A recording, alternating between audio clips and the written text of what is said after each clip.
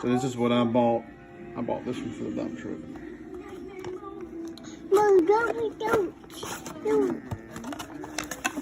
Save those instructions. There's your monitor. Wow, it's a lot smaller in real life.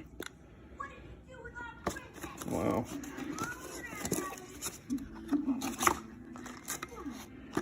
Well, neatly packaged, I guess.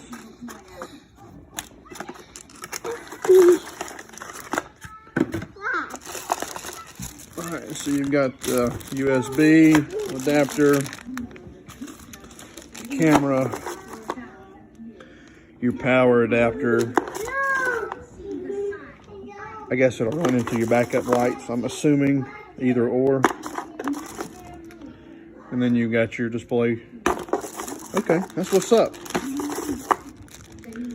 That is what's up. This one has a, okay, this one's got a BNC on the back of it. All right.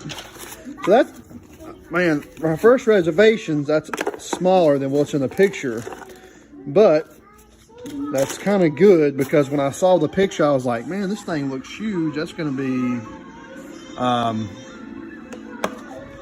be, a little big for this. I've got a big dump truck, and I said, that'll be